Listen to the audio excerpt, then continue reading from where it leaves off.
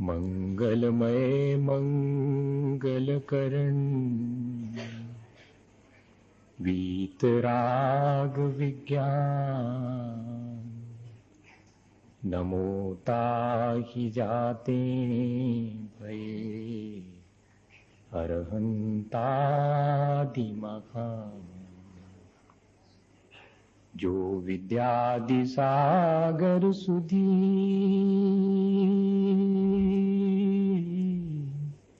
जो विद्यादि सागर सुधी गुरु हैं तैसी शुद्धात्म में निरत नित्य हितोपदेशी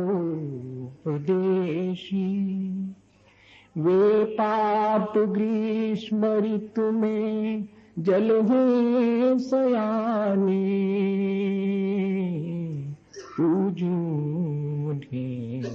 सतत केवल ज्ञान पाने पूजूं सतत केवल ज्ञान पाने। बोले भगवान महावीर स्वामी की, आचार्य कुंदु कुंदु स्वामी की, आचार्य गुरु विद्यासागर मुनि महाराज की।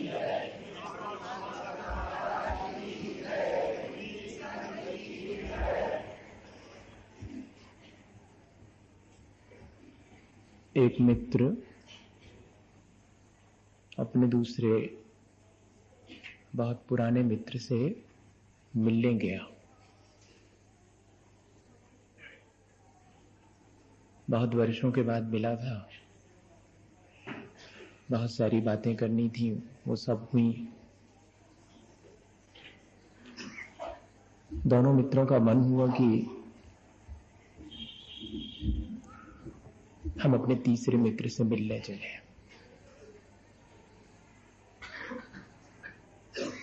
जो मित्र मिलने आया था उसने कहा चलते हैं।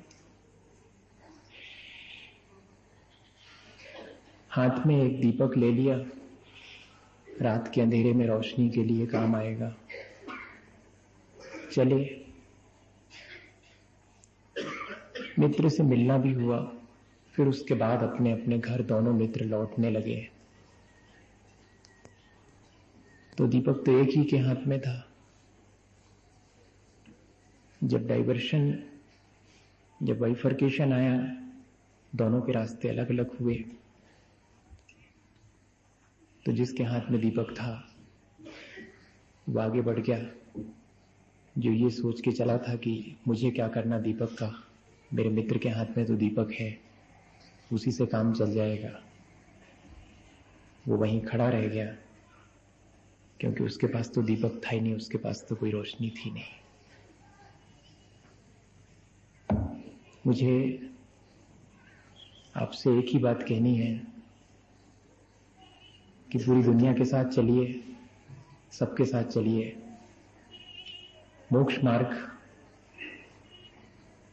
बिल्कुल ऐसा है जैसे कि कितने भी लोग एक साथ चलें, लेकिन चलना सबको अपने पैरों से पड़ता है। सबके पास अपना अपना दीपक होना चाहिए। कोई किसी के दीपक से कितनी दूर चल पाएगा। जब रास्ते बदलेंगे तो आप तो खड़े रह जाएंगे। अब तो दीवो भव, अपने दीप हमें स्वयं होना चाहिए। अगर हमने सच्चे देव गुरु शास्त्र का आलंबन भी लिया है तो काहे के लिए लिया है? उनका उपयोग वैशाखी की तरह नहीं करना है। उनका उपयोग हमें अपने भीतर वही देवत्व, वही गुरुत्व और वही अहिंसा तत्व जो कि शास्त्र में लिखा है, वो अपने भीतर प्रकट करके देखना है। ये आलंबन हमें सक्षम बनाने के लिए है। ऐसा ना हो कि इन आलंबनों के माध्यम से और हम इन पर डिपेंड हो जाएं और पूरा रास्ता ना चल पाए। जब भी हमें एक दृष्टि मिलती है, जब भी हमें कोई प्रकाश मिलता है, तो हमारी जिम्मेदारी हो जाती है कि हम उस प्रकाश का सही उपयोग कर लें। दीप मिला किसी दूसरे का जलता हुआ, तो उससे करना क्या है आपको? अपना बुझा हुआ दीप जरा नजदीक खिसका के जला लेना है। शायद देवगुरु शास्त्र इतना ही करते हैं कि हम थोड़ा सा नजदीक आए और अपने दीपक को उनसे जला लें। जिसके जीवन में एक बार वो दीप जल जाता है, उसके जीवन में क्या क्या परिवर्तन आते हैं, इन पर हम थोड़ा सा विचार करें। इसलिए जरूरी है कि हम ये मान के चल रहे हैं कि हमारे जीवन में कोई दीप, हमारे जीवन में कोई रोशनी हुई है।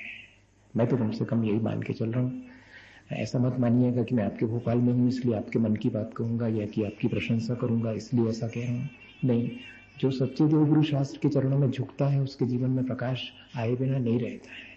ये बात जुदी है कि किसी के में कमती आवे, किसी के में ज्यादा आवे, किसी को देर लगे, कोई जल्दी चला जावे। पर यह तो बहुत सौभाग्य है कि हम सच्चे देवगुरु शास्त्र के चरणों में झुके हैं, इसलिए हमारे जीवन में थोड़ी सी रोशनी तो आई है। अब उस रोशनी का उपयोग हमें कर लेना है। तब हमारे जीवन में कैसे परिवर्तन आएगा ये हमें देखना है। वो मालूम पड़ता है परिवर्तन हमारे अपने संबंधों से, और जीते भी हम संबंधों में ही हैं। सैकड़ों तरह के संबंध हमने बनाए हैं जीने के लिए।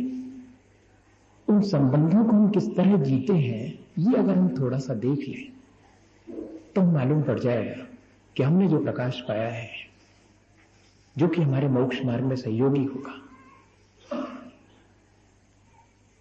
एक संबंध होता है हमारा अपना शरीर से, एक संबंध होता है हमारा अपना बाहर की चीजों से, एक संबंध होता है हमारा व्यक्तियों से, और एक संबंध होता है हमारे आत्म तत्व से या कि हमारे खुद के परमात्म तत्व से। एक संबंध वो भी है।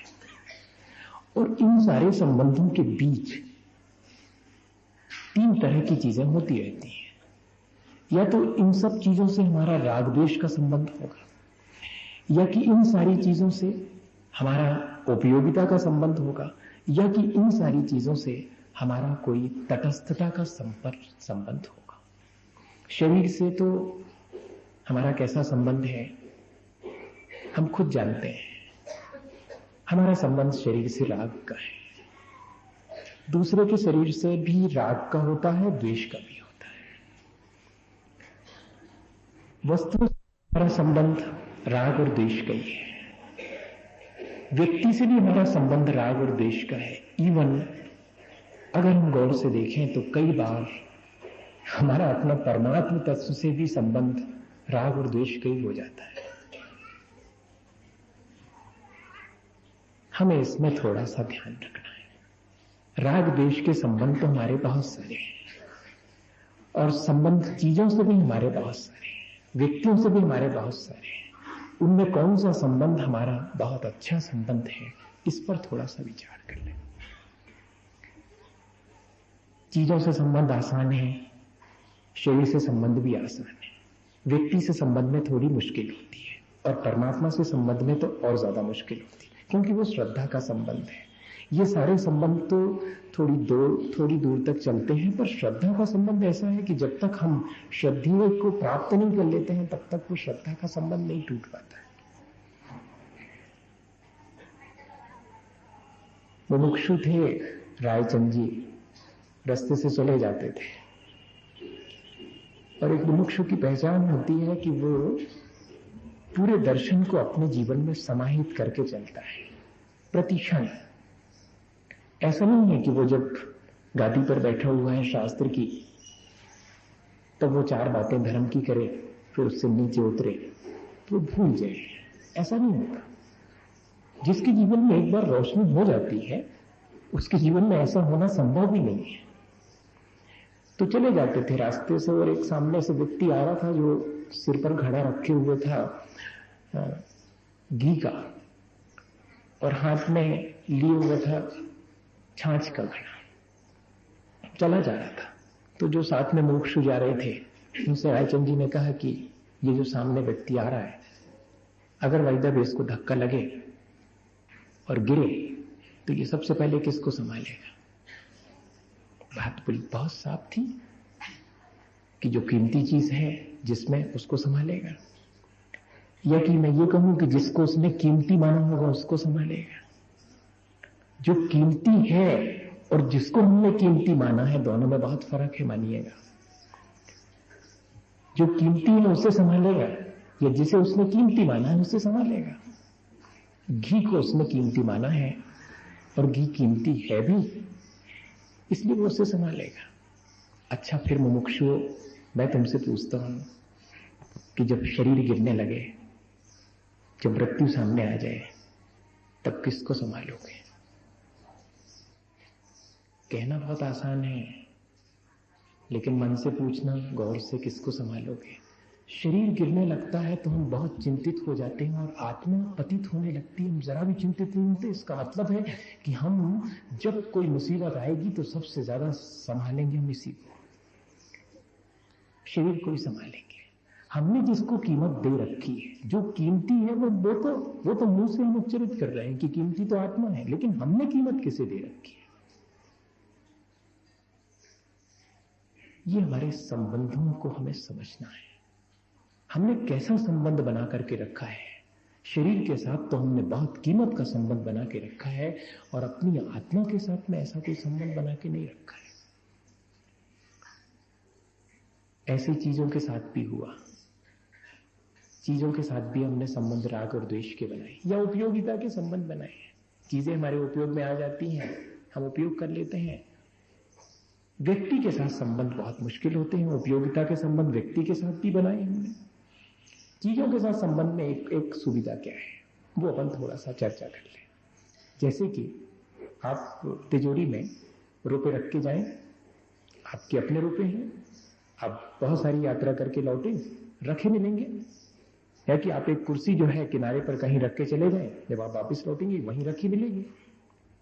चीजों पर हमारा अधिकार चल जाता है, लेकिन अगर उस कुर्सी की जगह अपने बेटे को बिठा के जाएं, आप जब लौट के आएंगे तो वहां बैठा नहीं मिलेगा, बहुत मुश्किल पड़ती है। व्यक्ति के साथ संबंध बनाने में बहुत इसलिए मुश्किल पड़ती, क्योंकि हम उस पर कोई अपना वर्चस्व नहीं कर पाते, उस पर अपना कोई अधिकार नहीं जमा पाते। और चीजों के संबंध में एक सुविधा है कि वो ट्रांसफरेबल है, चेंजेबल है। कार पुरानी हो गई, खड़ा कर दीजिएगा मार्केट में, बिक जाएगी, उसको फुलफिल करने के लिए दूसरी आ जाएगी उसकी जगह पे। लेकिन आदमी बेकार लगने लगे, उसको हटा के रिप्लेस करके उसकी जगह किसी दूसरे को लाके रखा जा सकता है। रिप्लेसमेंट संभव नहीं है। आत्मा के संबंधों में रिप्लेसमेंट संभव नहीं है। चीजों के संबंध में तो ऐसा संभव है। इसलिए हमने आत्मा के संबंध धीरे धीरे कम करना शुरू कर दिए हैं, चीजों से ज्यादा जोड़ना शुरू कर दिया है। हमें गौर से देखना चाहिए, क्योंकि रोजमर्रा के जीवन में हम जूझते हैं, इन संबंधों से जूझते हैं, और सारा दर्शन हमारा यहीं पर जाकर के हमें समझ में आता है कि हमने अपने भीतर क्या पाया है, हमने किसे कीमत दी है अपने जीवन में। जब रामकृष्ण मरने लगे थे, तब शारदा की आंख में आंसू थे। रामकृष्ण ने कहा कि सुनो, अगर इस शरीर को रामकृष्ण माना हो तो अभी क्या, जिंदगी भर मेरे मरने के बाद रोती रहना, क्योंकि ये शरीर मर जाएगा। और अगर तुमने मुझे, मेरे भीतर की आत्मा को रामकृष्ण माना हो, ये ध्यान रखना ये मरेगा नहीं, इसलिए एक भी आंसू नहीं गिरना चाहिए।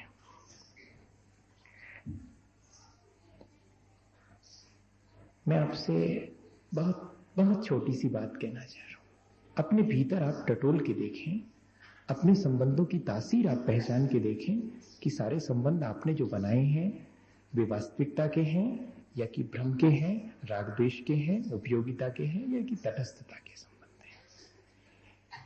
अगर हम तटस्थ होकर के देखते हैं तो हमें वास्तविकता दिखाई पड़ती है। जब किसी चीज के साथ हमारा राग या द्वेष जुड़ जाता है तो हम वास्तव में नहीं जुड़ते हैं, एक फॉल्स अटैचमेंट होता है, एक इल्यूजन जो नहीं है उस चीज का वैसा एहसास होने लगता है, और हम आज इसी में जी रहे हैं। मैं चाहे इस तरह से कहूं कि कोई किसी का नहीं है, तो आपको लगेगा कि ये तो बात हमेशा से सुनते आए हैं कि कोई किसी का नहीं है। लेकिन आप खुद उस चीज को गौर से देखें कि जिन जिन चीजों को हमने अपना माना है वे कहां तक हमारी है। जिन चीजों से हम जुड़े हुए हैं, जिन चीजों से हम राग और द्वेष करते हैं, वे चीजें कहां तक हमारी है, और जिनसे हमने उपयोगिता बना के रखी है, उपयोगिता का संबंध जोड़ा है, उनका हमने कितना उपयोग किया है, और जिनसे हमने वास्तविकता का संबंध होना चाहिए था, उनसे वास्तविकता का संबंध बनाया है या नहीं बनाया है। ये स्वयं आप अपने जीवन में इसको गौर से देखने की कोशिश करें।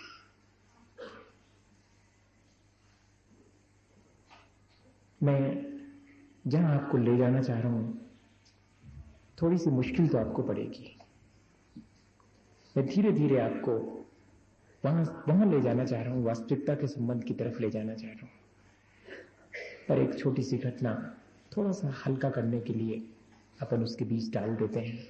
मुझे लग रहा है कि शायद मेरी बात कठिन पड़ रही है।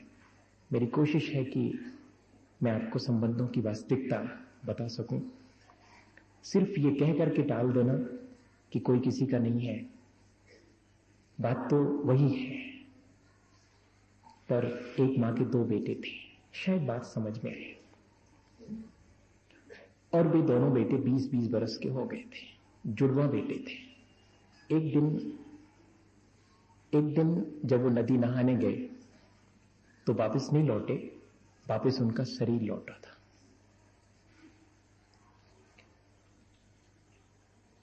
मां काम कर रही थी। दोनों बेटों की जब लाश वापस लौटी तो बहुत मुश्किल में पड़ी। उधर जो जीवन साथी है वो खाना खाने आने वाला है, और अगर रोना धोना शुरू होता है तब तो बहुत मुश्किल खड़ी होगी। उसने कहा कि रख दो, दोनों को कमरे में रख दो। दोनों कमरे में रखवा ली गई लाशें। इधर 10 मिनट के बाद ही उसका जीवन साथी आया और उसने पूछा कि दोनों बेटे कहां गए? नदी नहाने गए। जल्दी से तैयार हो जाओ, खाना बन गया है। कितना मुश्किल पड़ता होगा ऐसा करना। आप कर सकते हैं ऐसा?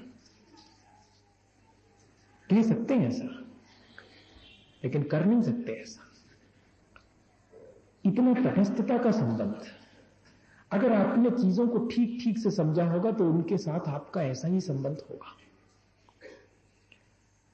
और जीवन साथी खाना खाने बैठा हुआ है और मालूम उसे वो तटस्थता का बोध करवाना चाहती है। उसने कहा कि वो बाजू वाला अपनी नसैनी मांगने आया था, कहता था कि बहुत दिन से आप हमारी नसैनी रखे हैं, अब आपका काम हो गया हो तो दे दीजिएगा।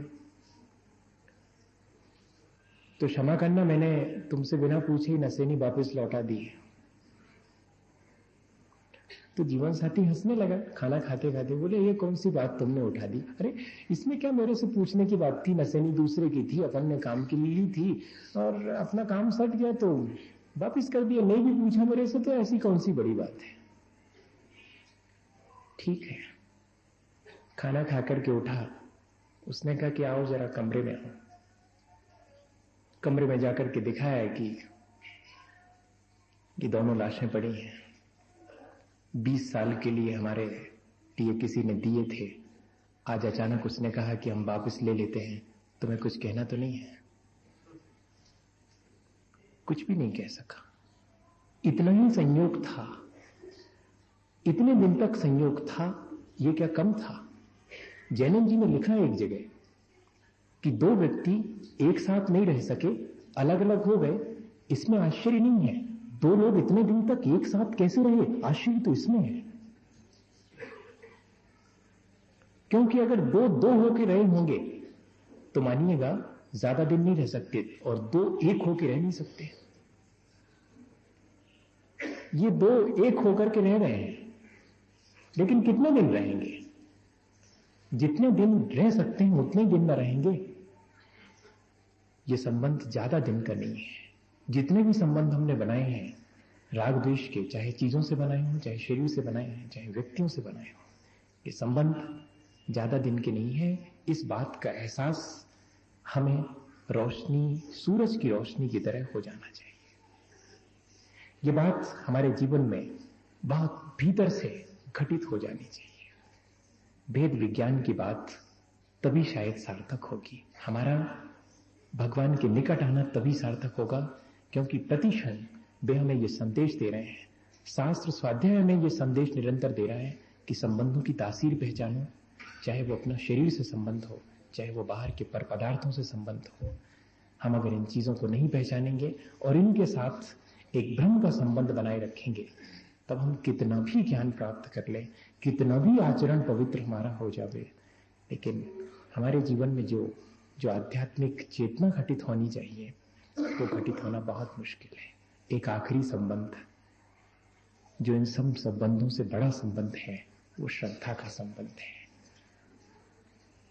उस श्रद्धा के संबंध के बारे में थोड़ी सी बात अपन कर लें। वैसे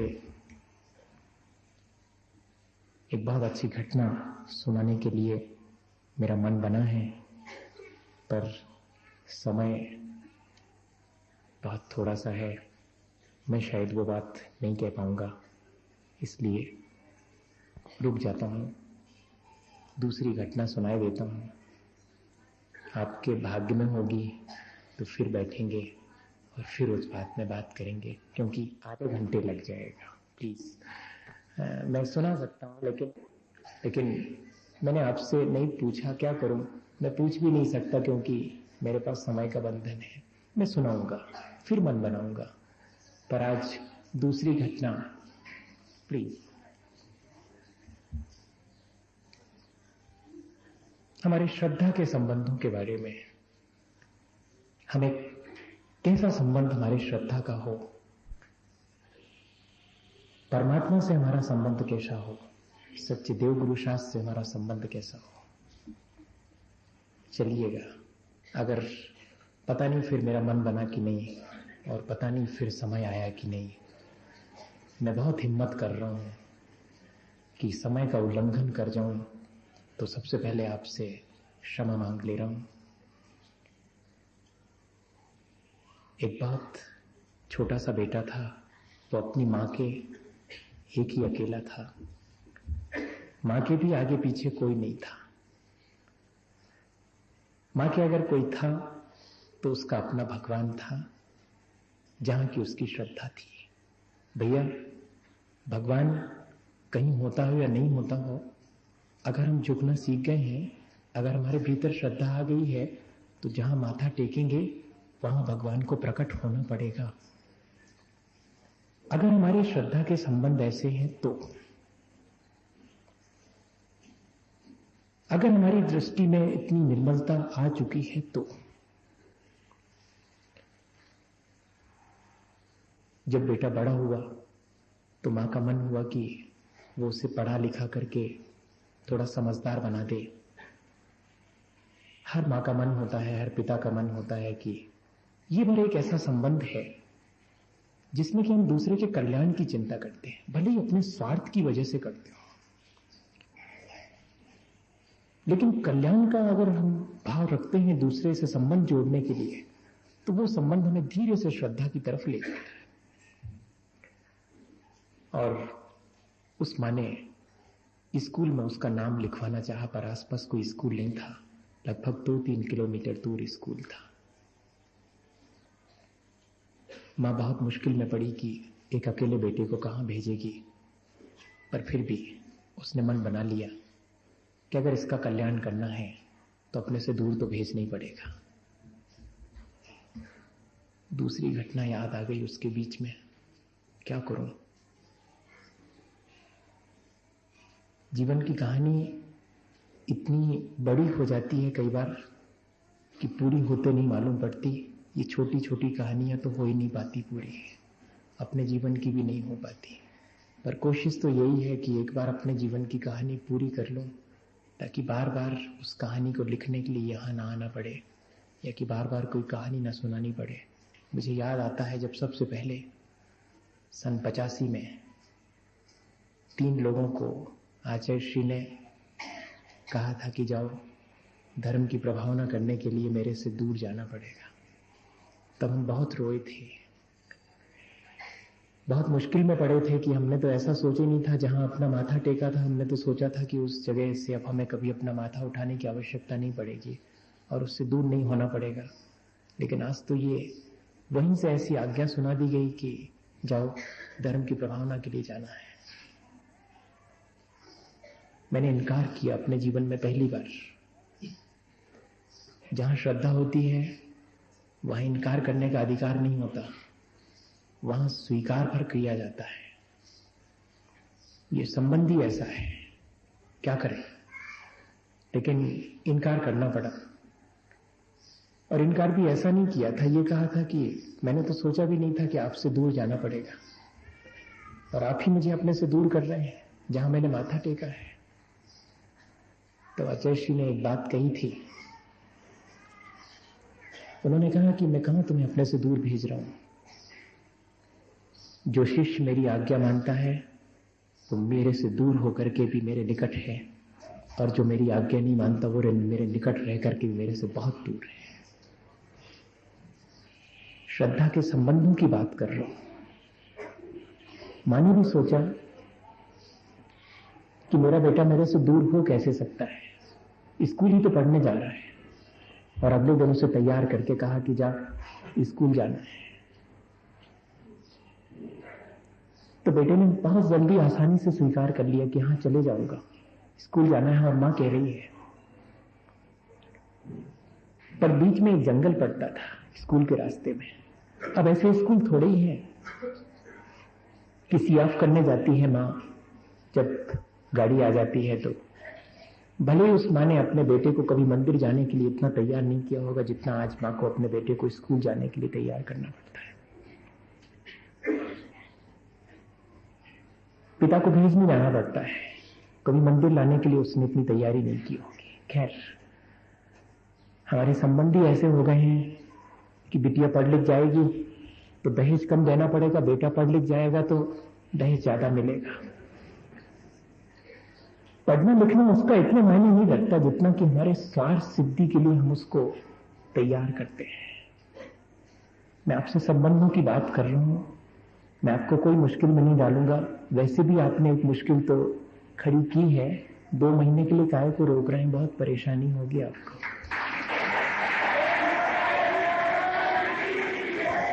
मैं ये नहीं कह रहा, मैं आपकी परेशानी आपको बता रहा हूं कि नाहक परेशान मत होइएगा मुझे रोक करके। आप ताली बजा के मुझे और रोकना चाह रहे हैं।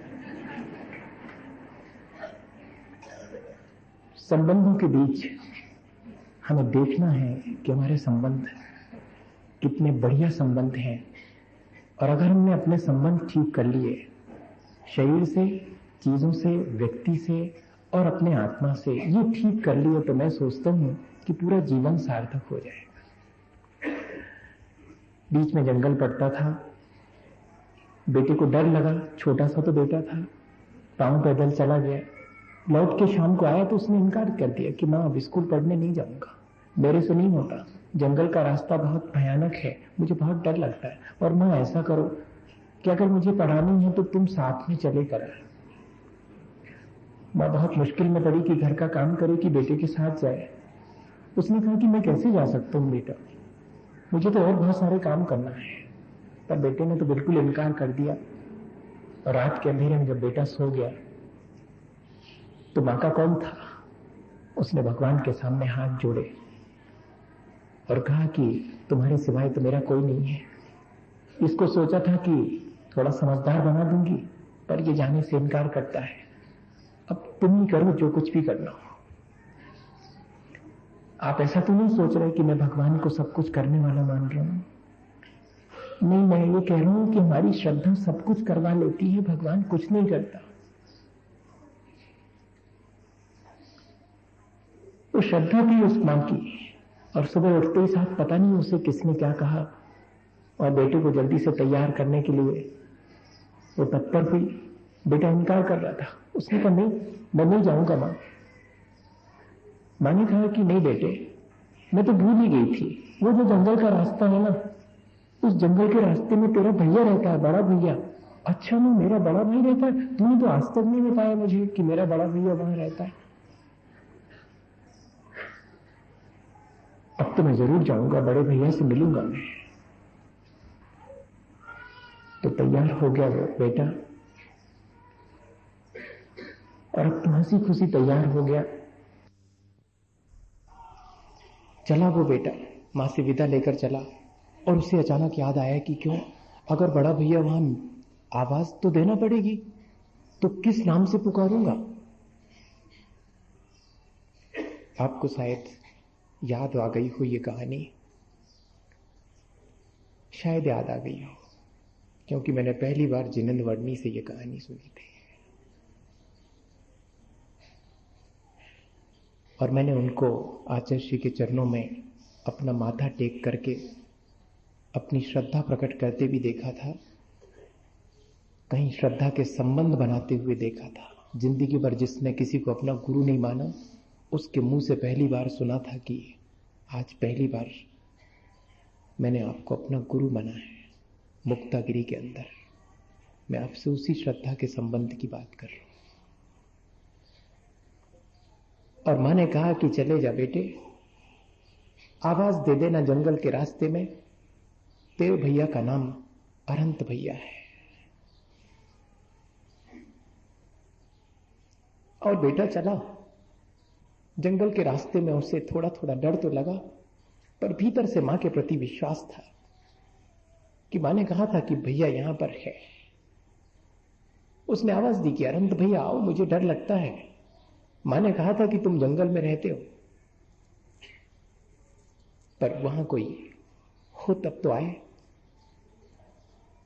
तो एक पेड़ के नीचे बैठ करके रोने लगा कि मां तो झूठ नहीं कह सकती, मां तो जब कहेगी सच ही कहती है, और तुम हो अगर तो आते क्यों नहीं हो, और मुझे बहुत डर लगता है भैया। तो पता नहीं कहां से आवाज आई कि मैं हूं तुम्हारे ही भीतर, तुम्हारे ही साथ हूं। और उसे एहसास हुआ कि जैसे कोई उसके साथ है, और वो निस्फिक्र होकर के चला गया। अब तो रोज आना जाना शुरू हो गया। रास्ते में वो आवाज देता था कि अनंत भैया आओ, और उसे ऐसा लगता था कि जैसे अनंत भैया उसके साथ हैं, और वो निश्चिंत हो जाता था।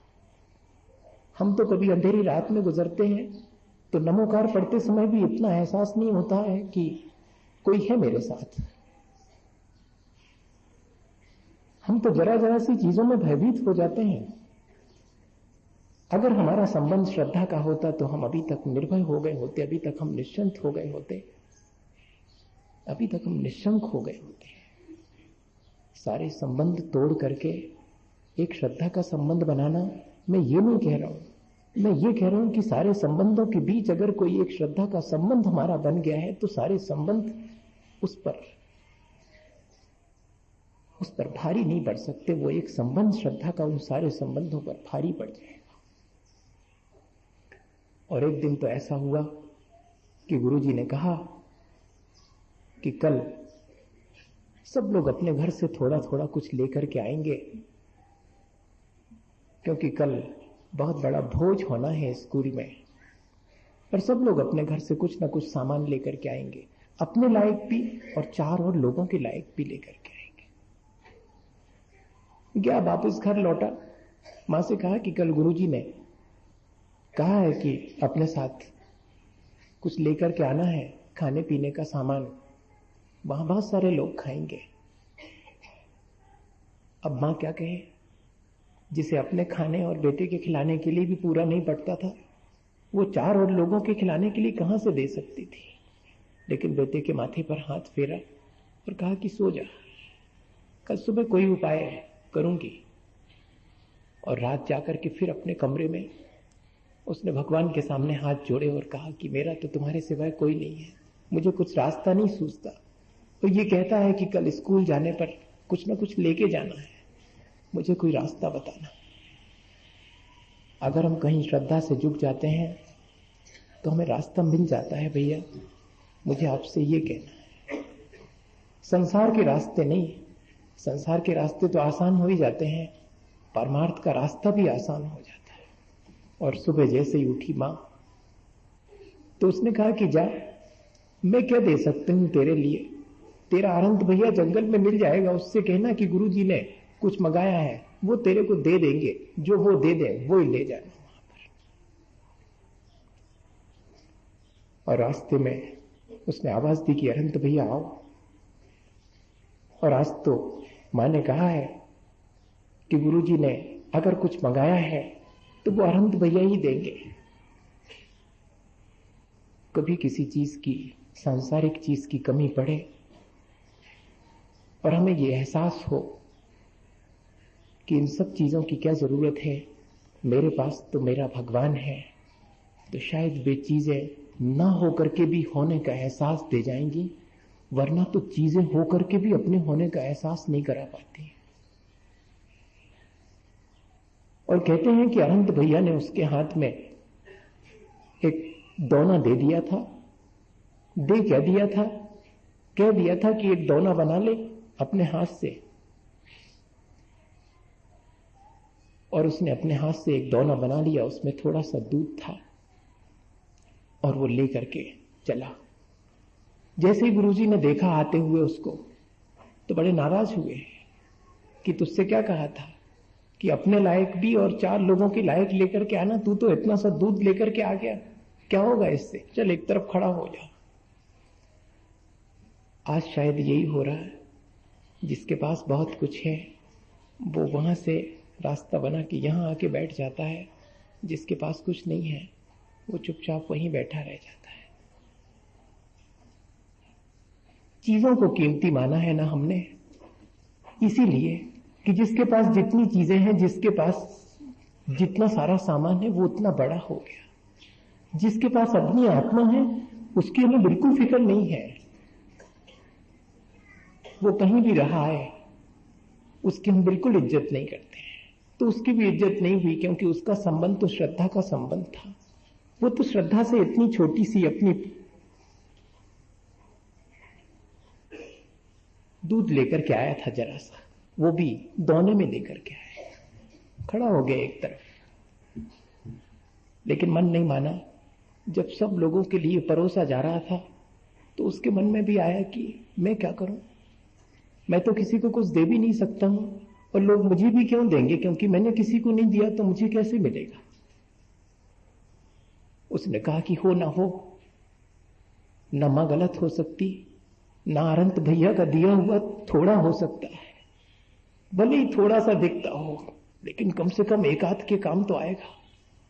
और कहते हैं कि उसने पहले वाले के कटोरे में और उस थोड़े से दूध को डालना शुरू किया, तो सामने वाले को कहना पड़ा कि ठहर तो जा, कटोरा पूरा भर गया है।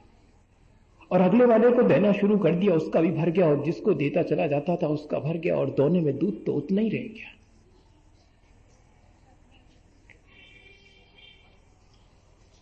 अब तो गुरुजी हक्के बक्के खड़े देखते रहे, जहां ऐसा चमत्कार घटित हो जाए वहां पर गुरुजी चुप रह जाएं। अच्छों का मन डोल जाता है भैया।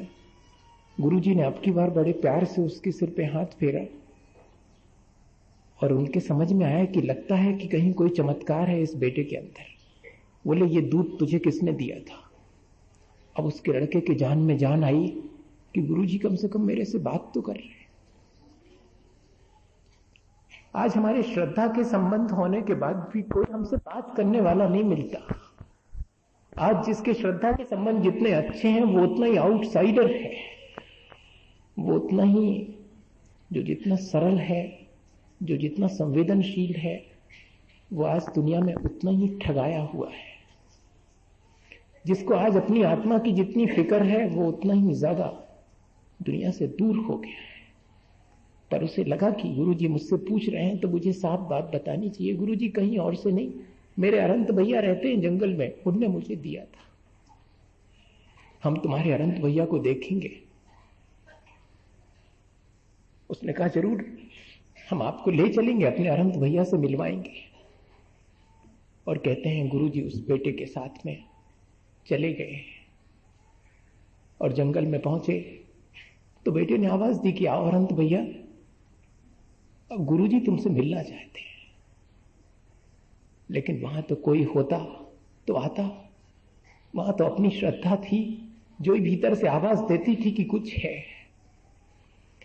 और जब कोई नहीं आया तो गुरुजी ने भी एक बार अविश्वास की दृष्टि से उस बेटे की तरफ देखा तो बेटा तड़प गया। जब किसी श्रद्धालु की तरफ अविश्वास की दृष्टि से देखो तो तड़प जाता है व्यक्ति, और वो बेटा तड़प गया। और उसने अब की बार आवाज दी कि अनंत भैया तुम आते क्यों नहीं हो? अनंत भैया अगर तुम हो तो आओ, वरना गुरुजी तो कभी भी मेरी बात पे विश्वास नहीं करेंगे, कोई मेरी बात पे विश्वास नहीं करेगा और सब ये मान लेंगे कि तुम नहीं हो। तो आवाज आई कि मैं तुम्हारी मां के बुलाने से आ सकता हूं, मैं तुम्हारे बुलाने से आ सकता हूं, लेकिन गुरुजी को अभी देर लगेगी। जो श्रद्धा से बुलाता है उसके पास आ सकता हूं, जिसके भीतर श्रद्धा ही नहीं है उसके पास आकर के क्या करूंगा? जिसके भीतर श्रद्धा है भैया, उसके लिए परमात्म तत्व दिखाई पड़ता है, बाकी दुनिया के लिए तो शरीर और चीजों के अलावा यहां कुछ दिखाई नहीं पड़ता। एक बार अपने भीतर वो अंतर्दृष्टि, वो श्रद्धा की आंख पैदा कर लेना, जिससे कि अपने भीतर छिपा हुआ कोई परमात्म तत्व, कोई अरहंत भैया, अपने भीतर छुपी हुई अरहंत तत्व की शक्ति दिखाई पड़ने लगे, तो ऐसे मारे मारे नहीं फिरना पड़ेगा। ना मुझे यहां बैठ करके आपसे कुछ कहना पड़ेगा, ना आपको यहां बैठ करके कुछ सुनना पड़ेगा, क्योंकि हर एक के भीतर वही कुछ बैठा हुआ है जो कि शाश्वत है, जो कि बहुत दुर्लभ है, जिसे पाने की हम सबकी चेष्टा है। सारे संबंधों के बीच आप इस श्रद्धा के संबंध को भी अपने जीवन में बनाने की कोशिश करिएगा, तो सारे संबंध सार्थक हो जाएंगे, हमारा जीवन भी सार्थक हो जाएगा। एक बार अपने भीतर छुपे हुए उस आत्म तत्व को जागृत करने के लिए अपने सच्चे देव गुरु शास्त्र के प्रति अपने समर्पण को, अपनी श्रद्धा को बनाने की कोशिश करें। मैं भावना भाता हूं, आज एक चीज और आप कर लेता हूं। जब इतना किया है तो और थोड़ा सा बर्दाश्त कर लीजिएगा, मेरे साथ नमोकार कर लीजिएगा। फिर पता नहीं कब बैठेंगे, कब ऐसी भाव दशा होगी कि हम एक साथ मिल बैठ के नमोकार कर पाएंगे। ये मान के करिएगा कि मैं आपके साथ नमोकार कर रहा हूं। आज तक तो आपने अपने आप नमोकार किया होगा, आज मुझे भी अपने साथ शामिल करके नमोकार करिएगा। मैं कहता जाऊंगा, आप दोहराएंगे।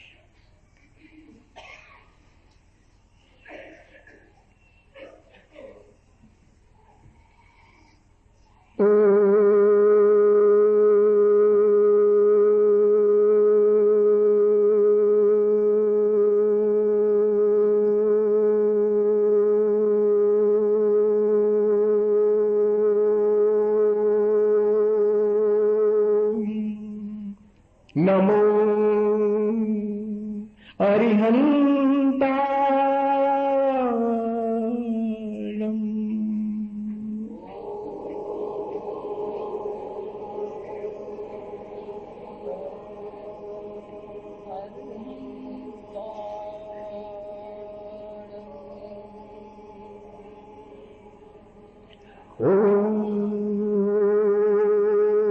नमो सिद्धाणम्।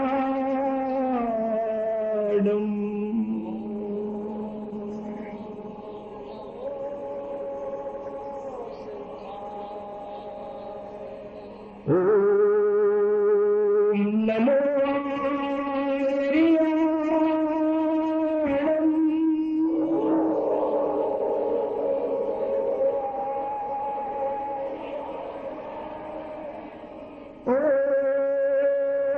नमो वज्रायाणम्।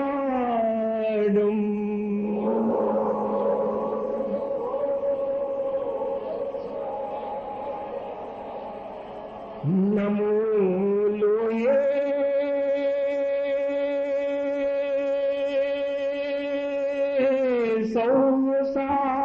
सौसावूनम्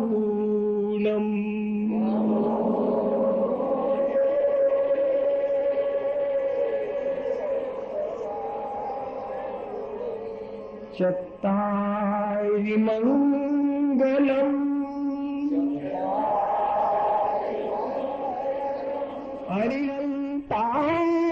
अरिहन्तामङ्गलम्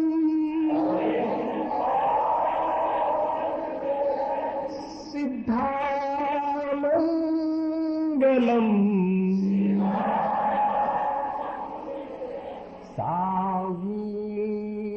साहूमङ्गलम्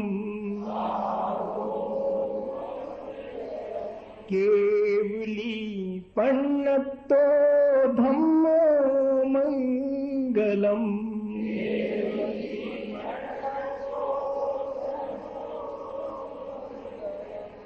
चत्तारि लोकुत्तमा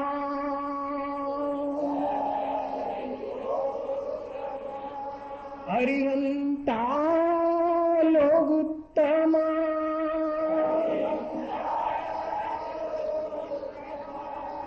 सिद्धा लोकुत्तमा साहू लोकुत्तमा केवली पन्नतो धम्मो लोकुत्तमो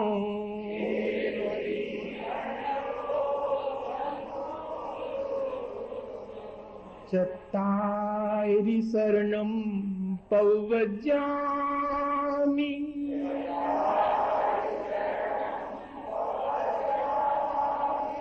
अरिहन्ते शरणं पवज्जामि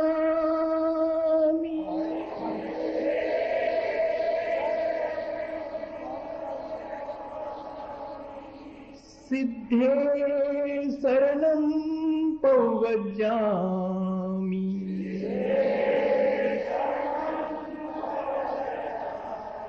साहू शरणं पवज्जामि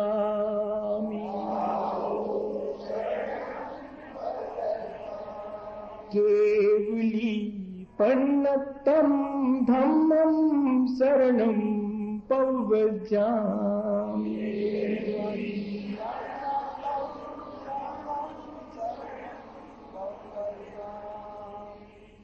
धम्मं शरणं पवज्जामि।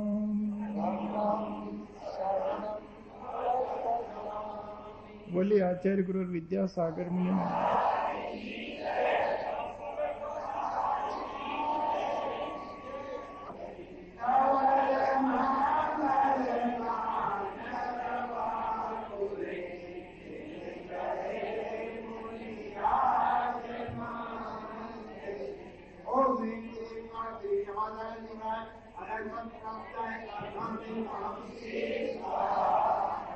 मिथ्यातम नाश वेखो ज्ञान नाश वेखो ज्ञान के प्रकाश वेखो आपा पर वास वेखो भानु सेवा करनी है कहो द्रव्य जान वेखो बंध वेद मान वेखो पर पहचान वेखो परम प्रमाणी है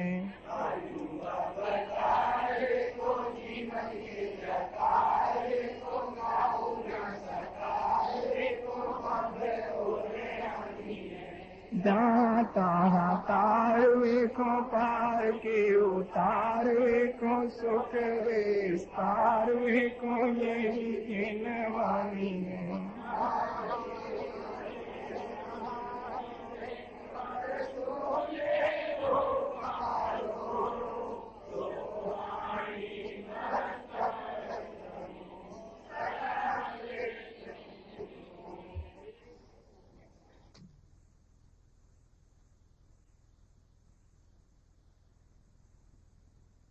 सिद्धेभ्यः ओम नमः सिद्धेभ्यः ओम नमः सिद्धेभ्यः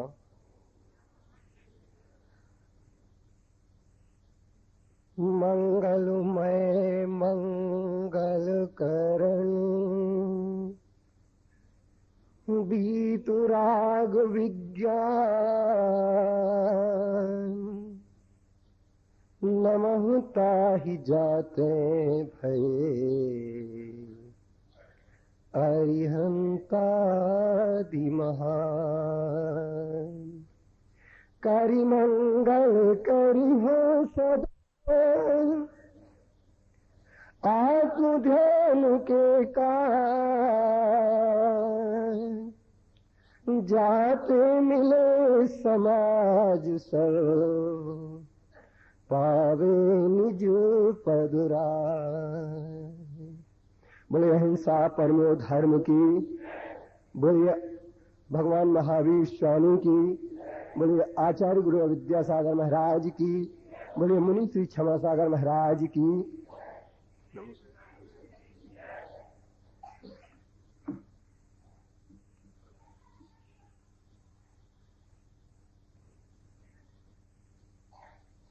आज की दुनिया दुरंगी है, कहीं तो खैर खूबी दिख रही है और कहीं हाय हाय है।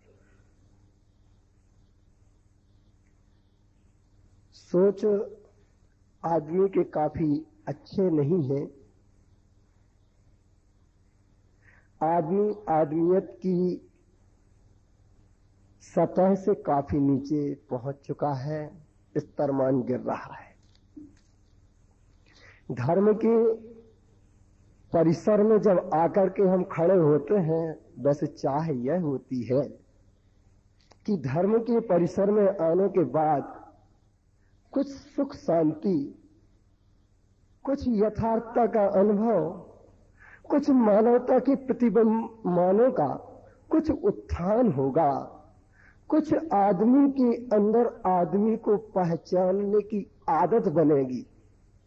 मंदिर आते हैं, गुरुद्वारे जाते हैं, मस्जिद में भी हाहाकार मचा आते हैं, पर लगता है हम सुने ज्यों की त्यों वैसे के वैसे लौट कर घर आ जाते हैं।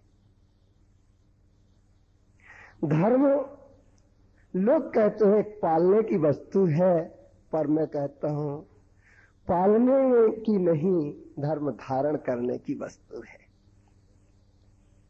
लोगों ने कहा है कि धर्म करना चाहिए, धर्म पालना चाहिए, लेकिन हलवाई के यहां कुत्ते कभी पाले नहीं जाते हैं। याद रखना, हलवाई के यहां तो कुत्ते पल जाते हैं।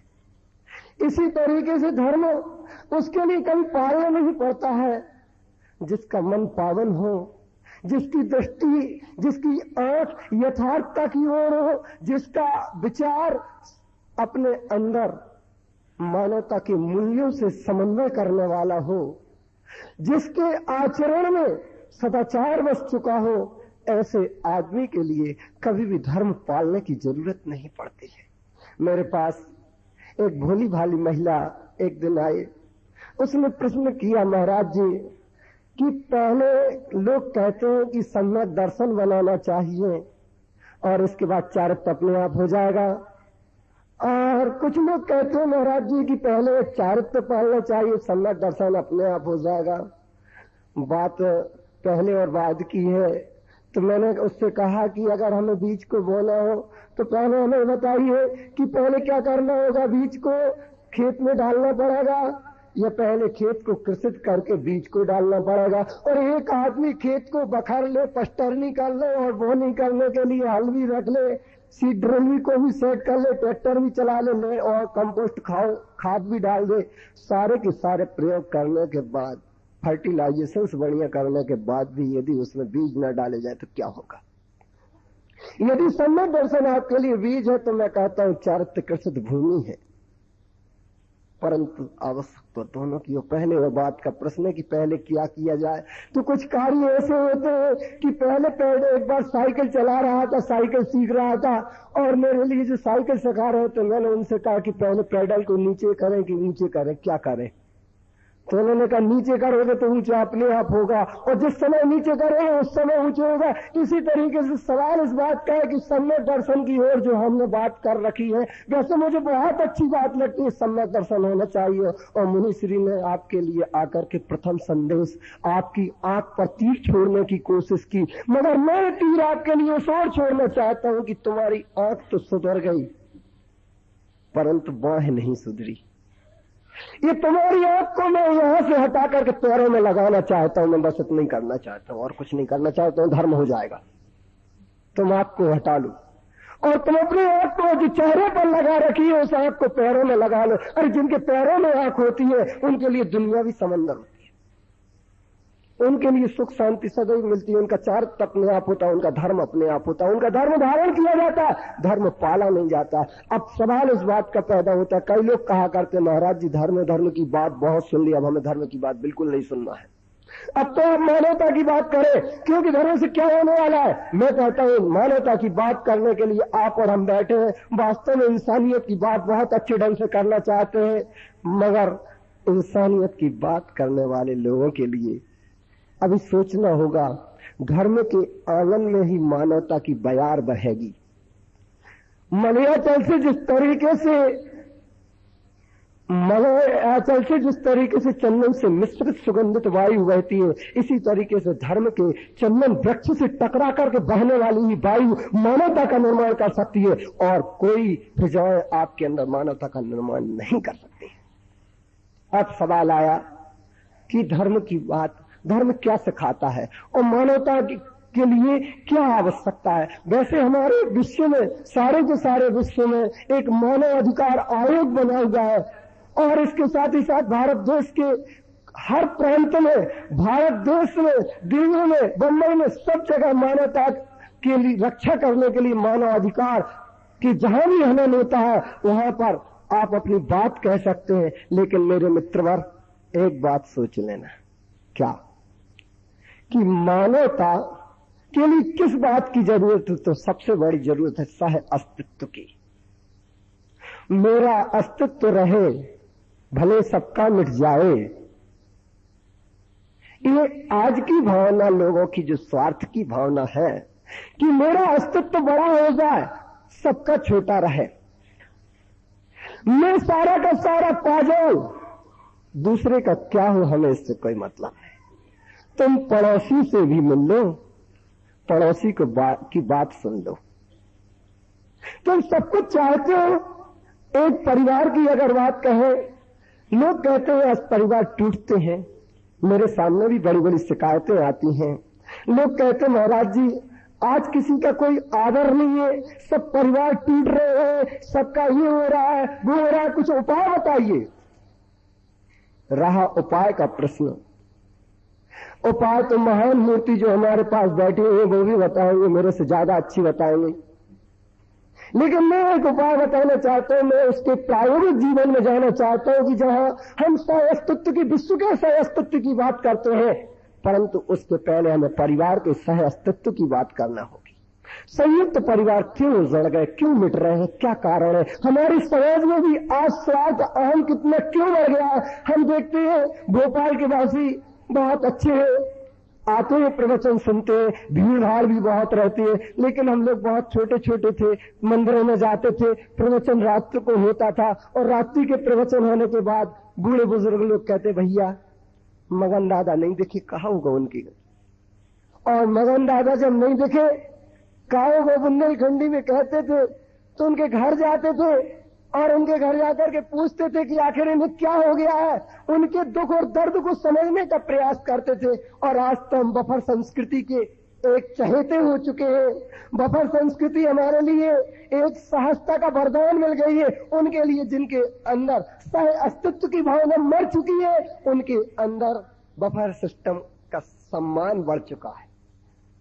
वैसे एक बात मैं कह दूं कि ये बात आप लोगों के सामने कहने से आपके कान में जुआ रेंगने वाला नहीं है और आपके अंदर कोई भी परिवर्तन नहीं आना है। क्यों? मगर एक चिंतन मेरा चला कि आखिर बफर सिस्टम चल कैसे गया। एक सेठ जी थे, वो काफी बड़े आदमी थे, और वो इतने बड़े आदमी थे कि अगर कोई मर जाता था तो वो घोड़े पर बैठ करके उसकी अर्थी के साथ में स्मशान घाट जाया करते थे। एक दिन सबके साथ ये घटना घटी थी, सबको बहुत बुरा लगा कि सेठ जी घोड़े पर आते हैं, कभी नीचे नहीं उतरते, कुछ नहीं होता। एक दिन गांव के उनके साथ घटना घट गई, और घटना ये घटी कि उनकी मां स्वर्ग की ओर यात्रा कर गई। जब मां